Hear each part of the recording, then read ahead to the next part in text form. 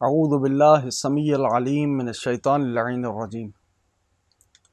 حسبنا اللہ ونعم الوکیل، نعم المولا ونعم النصیر۔ بسم اللہ الرحمن الرحیم۔ الحمد للہ الذی لا یبلغ مدحتہ القائل ولا یحصی نعماءہ العادون ولا یعدی حقہ المجتہدون، الذي ليس لصفته حد محدود ولا نعت موجود ولا وقت معدود ولا عجل ممدود، فطر الخلائق بقدرته ونشر الرياح برحمته، والصلاة والسلام على أشرف الأنبياء والمرسلين خاتم النبيين سيدنا ومولانا أبي القاسم محمد وعلى أهل البيت الطيبين الطاهرين المعصومين المظلومين المنتجبين الميامين، اما بعد۔ سامعین محترم، شرح زیارت جامعہ کے عنوان سے ہمارا سلسلہ گفتگو جاری ہے، اور آج اسی سلسلے میں زیارہ مبارکہ کا ایک فقرہ اور ہمارے پیش نظر ہے۔ وہ فقرہ وقادۃ الامم، یعنی امتوں کی قیادت کرنے والے۔ قادہ قائد کی جمع ہے، جس کے متعدد معنی ارباب لغت نے لکھے ہیں۔ فوج کا سربراہ، قافلہ کا سالار، لوگوں کے معاملات کی تدبیر کرنے والا، کسی کارواں کے آگے آگے چلنے والا تاکہ لوگ اس کے پیچھے چلیں، قوم کی قیادت کرنے والا۔ اور لفظ امت کی جمع ہے۔ امت یعنی قوم، جیسے امت موسیٰ یعنی حضرت موسیٰ کی قوم، امت عیسیٰ حضرت عیسیٰ کی قوم، امت مسلمہ یعنی مسلمان قوم۔ ارشاد خداوند متعال ہے، اِنَّ مِنْ أُمَّةٍ إِلَّا خَلَا فِيهَا نَذِيرٌ، کوئی امت نہیں ہے مگر یہ کہ اس میں ایک متنبع کرنے والا گزرا ہے۔ اس آیت سے متعدد مفسرین کرام نے یہ نتیجہ اخذ کیا ہے کہ دنیا بھر میں جتنی بھی قومیں ہیں، ان کی ہدایت کے لیے خداوند متعال نے کوئی نہ کوئی پیغمبر ضرور بھیجا ہے، چاہے ہمیں ان کا نام معلوم ہو یا نہ ہو۔ اور اس سلسلے میں ایک اور آیت سے بھی استفادہ کیا جا سکتا ہے کہ وَمَا كُنَّا مُعَذِّبِينَ حَتَّى نَبْعَثَ رَسُولًا، اور ہم عذاب دینے والے ہیں ہی نہیں جب تک کہ ہم کوئی رسول نہ بھیج دیں۔ یہ مقام سورہ بنی اسرائیل کا مقام ہے۔ عقلاً بھی یہ بات نہایت قبیح ہے کہ کسی شخص سے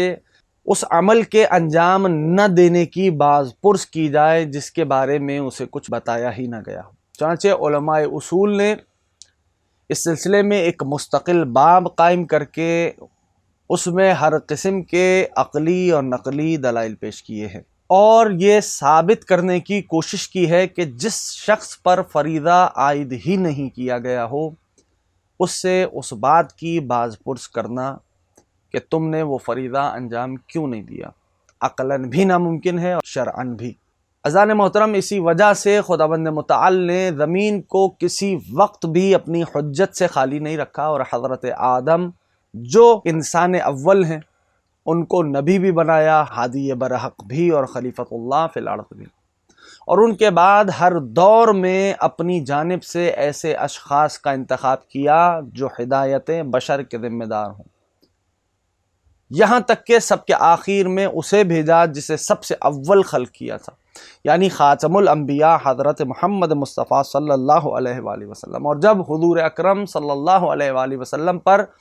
نبوت کا سلسلہ ختم ہو گیا تو امامت کا سلسلہ جاری کیا جو قیامت تک باقی رہے گا، جیسا کہ خالق دو جہاں نے اپنی لاریب کتاب میں ارشاد فرمایا، یوم ندعو کل اناس بامامہم، اور ہم اس دن روز قیامت ہر انسان کو اس کے امام کے ساتھ بلائیں گے۔ یہ مقام بھی سورہ بنی اسرائیل کا مقام ہے۔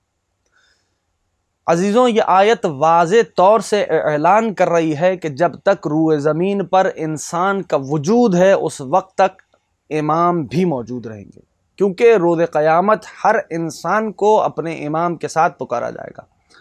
سرکار دو عالم صلی اللہ علیہ وآلہ وسلم تو نہ صرف عام انسانوں کے قائد و پیشوا تھے بلکہ وہ تو انبیاء کے بھی امام تھے، اور چونکہ سب انسانوں کو امام کے پرچم تلے بلایا جائے گا، اس لیے ہم کہہ سکتے ہیں کہ تمام پیغمبروں کو حضور اکرم صلی اللہ علیہ وآلہ وسلم کے پرچم تلے روز قیامت بلایا جائے گا۔ اور حضور اکرم صلی اللہ علیہ وآلہ وسلم نے حکم خدا سے جن لوگوں کو اپنا جانشین مقرر کیا ان کے لیے اعلان فرما دیا کہ یہ امت کے امام ہوں گے، لہذا قیامت تک پیدا ہونے والے انسانوں کے لیے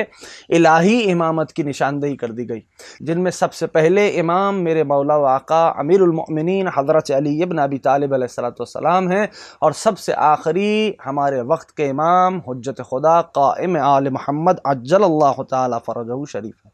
یہی حضرات معدن نبوت ہیں، اور جیسا کہ گزشتہ بیان کے دوران ہم نے بیان کیا، حقیقت نبوت اولین تجلیات ربانی سے ہے، جس میں مراتب غیب و شہود سب شامل ہیں، اور مفاتیح الغیب کا پورا احاطہ ذات واجب کے لیے ہے۔ تمام امور غیبی کا مبدا ذات کردگار ہے، اور سب کی بازگشت بھی اسی کی طرف ہے۔ یہ اور بات ہے عزیزوں کہ ان امور غیبی میں باہمی طور پر تفاوت بھی پایا جاتا ہے، اور ان میں سے بعض امور دوسرے بعض امور سے عرفہ والا ہے، اور ہمارے پیغمبر حضرت محمد مصطفیٰ صلی اللہ علیہ وآلہ وسلم ایک اعلیٰ ترین نمونہ اور ایک مصداق کامل اور امور غیبیہ کے تمام مراتب کے لیے آنے کی حیثیت رکھتے ہیں اور سب پر حاوی ہیں، کیونکہ خداوند متعال نے آپ صلی اللہ علیہ وآلہ وسلم کو بلند ترین مرتبے پر فائز کیا ہے۔ تمام انبیاء کرام، مرسلین، صالحین، اولیاء وغیرہ کا درجہ آپ کے بعد ہے، گویا آپ کی رحمت پوری کائنات پر سایہ فگن ہے۔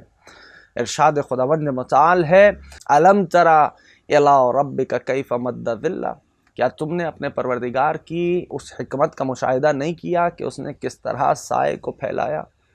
تو جس طرح اس نے کائنات میں سائے کو پھیلایا، اسی طرح حضور اکرم صلی اللہ علیہ وآلہ وسلم کے سایہ رحمت کو تمام موجودات پر پھیلایا ہے۔ اور چونکہ حضرات ائمہ طاہرین علیہم السلام آئینہ کمالات حقیقت محمدیہ الہیہ ہے، جس کی وجہ سے تمام مخلوقات کے شاہد ہیں اور ان پر اللہ کی حجت ہے، اور ان کی ولایت کا میثاق تمام موجودات عالم سے عالم ذر میں لیا جا چکا، جیسا کہ احادیث میں اس کی نشاندہی کی گئی ہے۔ قرآن مجید کی ایک آیت بھی ہمارے پیش نظر ہے، خالق دو جہاں کا ارشاد ہے، وَإِذْ أَخَذَ رَبُّكَ مِن بَنِي آدَمَ مِن ظُهُورِهِمْ ذُرِّيَّتَهُمْ وَأَشْهَدَهُمْ عَلَىٰ أَنفُسِهِمْ أَلَسْتُ بِرَبِّكُمْ قَالُوا بَلَىٰ شَهِدْنَا أَن تَقُولُوا يَوْمَ الْقِيَامَةِ إِنَّا كُنَّا عَنْ هَٰذَا الْغَافِلِينَ۔ اور جب آپ کے پروردگار نے اولاد آدم کی پشتوں سے ان کی نسل کو نکالا تھا اور انہیں ان کے نفسوں پر گواہ کر کے پوچھا تھا، کیا میں تمہارا پروردگار نہیں ہوں؟ تو سب نے کہا تھا ہاں، ہم اس کی گواہی دیتے ہیں۔ یہ اس لیے ہوا تھا کہ قیامت کے دن تم یہ نہ کہہ سکو کہ ہم تو اس بات سے بے خبر تھے۔ یہ مقام سورہ اعراف کا مقام۔ عزیزوں، اس آیت مبارکہ کے ذیل میں مفسرین نے لکھا ہے کہ اس آیت کی بنا پر عالم ذر اور روز الست کے محاورے مسلمانوں میں رائج ہوئے ہیں، اور اس کا یہ مطلب لیا جاتا ہے کہ قبل تخلیق ظاہری ایک وقت ایسا تھا کہ تمام اولاد آدم کسی خاص شکل میں بیک وقت جمع کی گئی تھی، اور اس سے یہ سوال و جواب ہوا تھا۔ ایک اور مفسر کی عبارت یہ ہے، وہ لکھتے ہیں کہ ہمارے نزدیک اس کی صورت یہ ہو سکتی ہے کہ خالق کائنات نے اولاد آدم کی فطرت و سرشت میں معرفت پروردگار ودیت فرمائی، جیسا کہ انسان کی تخلیق میں کام آنے والے اربوں خلیوں کی پیدائش ایک خلیے سے ہوئی ہے، اور جو سبق ابتدائی خلیے میں موجود جین کو پڑھایا گیا وہ آنے والے تمام خلیات میں بطور وراثت منتقل ہو جاتا ہے۔ ممکن ہے کہ اس طرح کوئی عمل عالم ذر میں وقوع پذیر ہوا ہو جس کی تفصیل کا علم ہمیں نہیں ہے، تاہم انسان نے اب تک جس حد تک عالم خلیات کے اندر جھانک کر دیکھا اور تخلیق و تعمیر پہ معمور اس محیر العقول لشکر کی حیرت انگیز کرشمہ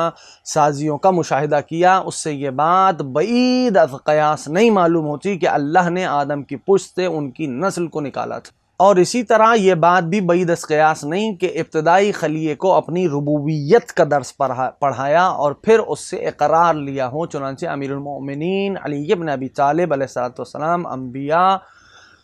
کی بعثت کے بارے میں فرماتے ہیں وَلِيُذَكِّرَهُمْ مِيثَاقٌ فِطْرَتِهِ،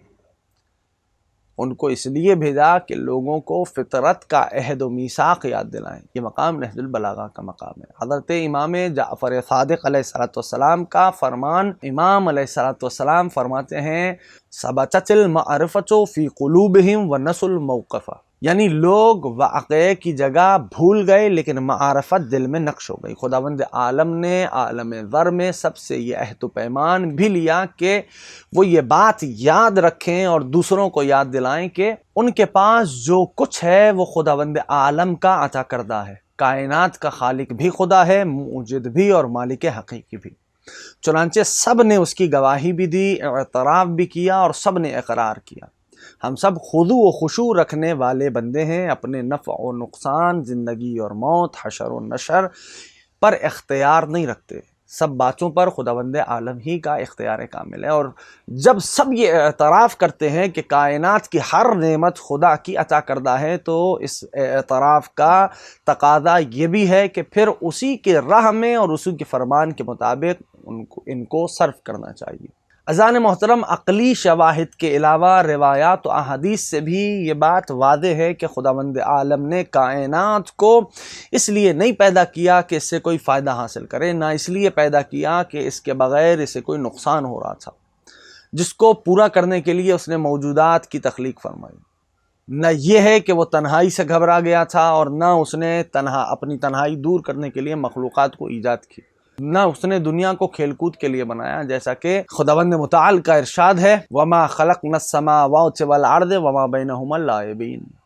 سورہ دخان کا مقام ہے۔ اور ہم نے آسمانوں اور زمینوں اور جو کچھ ان کے درمیان ہے اسے کھیل کود کے طور پہ نہیں پیدا کیا، نہ اس نے اپنی قدرت میں اضافے کے لیے کائنات کو ایجاد کیا اور نہ اسے اس کائنات کو ایجاد کرنے کی ذاتی طور سے کوئی حاجت تھی، بلکہ حدیث قدسی میں ہے كُنْتُ كَنْزًا مَخْفِيًّا فَأَحْبَبْتُ أَنْ أُعْرَفَ فَخَلَقْتُ الْخَلْقَ لِكَيْ أُعْرَفَ، میں ایک مخفی خزانہ تھا، میں نے چاہا کہ مجھے پہچانا جائے تو میں نے مخلوق کو پیدا کیا تاکہ میں پہچانا جاؤں، اور مخلوق اول حضرت محمد مصطفیٰ صلی اللہ علیہ وآلہ وسلم۔ حضرت امیر المؤمنین علی بن ابی طالب علیہ السلام اپنے خطبے میں خداوند عالم کی حمد و ثنا کرتے ہوئے ارشاد فرماتے ہیں الحمدللہ الواحد الاحد الصمد الذی لا من شیء کان ولا من شیء خلق ما کان، ساری تعریفیں اللہ کے لیے جو یکتا و یگانہ و بے نیاز ہے، جس کا وجود کسی شے سے نہیں ہے اور نہ کوئی ایسی چیز پہلے سے تھی جس سے اس نے مخلوقات کو ایجاد کیا۔ اور جب سرکار ختمی مرتبت حضرت محمد مصطفیٰ صلی اللہ علیہ وآلہ وسلم اول مخلوق ہیں تو اس سے یہ بات خود بخود واضح ہوتی ہے آپ سے پہلے کوئی اور شے موجود نہیں تھی سوائے نور خدا کے، اور اللہ نے اپنے نور خاص ہی سے حضور اکرم صلی اللہ علیہ وآلہ وسلم کی تخلیق فرمائی، جیسا کہ نبی آخر زمان کا شورى احفاق فرمان ہے اولو ما خلق اللہ نوری، سب سے پہلے اللہ نے جس چیز کو خلق کیا وہ میرا نور ہے۔ گزشتہ بیان میں ہم نے یہ بھی عرض کیا تھا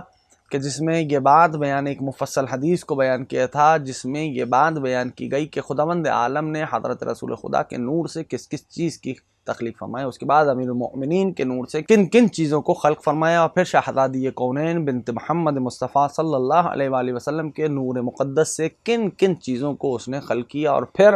حضرات حسن و حسین علیہ السلام کے نور سے خداوند عالم نے کون کون سی اشیاء کو خلعت وجود پہنایا۔